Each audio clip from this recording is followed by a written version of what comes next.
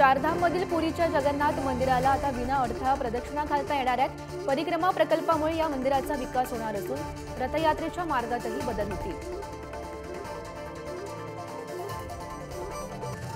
Indigo विमानात एका प्रवाशानं पायलटच्या कानशिलात मारल्याची घटना समोर आली आहे। दिल्लीच्या इंदिरा गांधी आंतरराष्ट्रीय विमानतळावर उड्डाणाला उशीर झाल्यानं हा प्रकार घडल्याची माहिती आहे।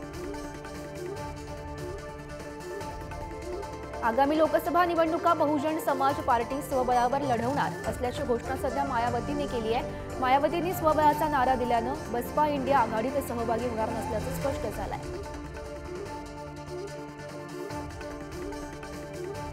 माजी राष्ट्रपती प्रणव मुखर्जींच्या कन्या शर्मिष्ठा मुखर्जींनी पंतप्रधान नरेंद्र मोदी यांची भेट घेतली आहे आणि यावेळी त्यांनी प्रणव माय फादर डॉटर रिमेंबर्स हे पुस्तकही मोदींना भेट दिलंय।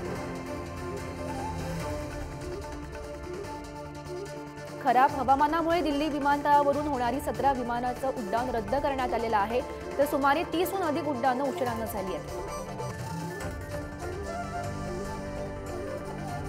काश्मीरमधील मुस्लिम विद्यार्थ्यांनी जहारानं पहाडी मातृभाषेत राम भजन गायलंय। त्यांचं सर्वत्र कौतुक करण्यात येत आहे आणि यावेळी तिने श्रीराम सर्वांचेच आहेत अशी भावना सुद्धा व्यक्त केली आहे।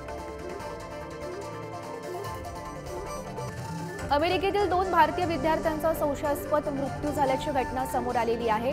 दोघेही 16 दिवसांपूर्वी उच्च शिक्षणासाठी अमेरिकेत गेले होते, मात्र मृत्यूचे कारण अद्याप स्पष्ट झालेलं नाही। पंजाबच्या जालंधरमध्ये भरलेल्या ट्रॅक्टर ट्रॉलीला कार धडकलेली आहे। अपघातात कारचा चक्काचूर झालाय आणि यामध्ये 3 जणांचा मृत्यू सुद्धा झालाय।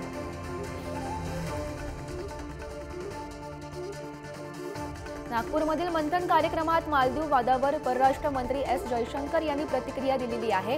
राजकारण हे राजकारण असतं, प्रत्येक देश भारताला पाठिंबा देईल किंवा भारतीयांशी सहमतच असेल याची मी खात्री देऊ शकत नाही असंही त्यांनी म्हटलेलं आहे।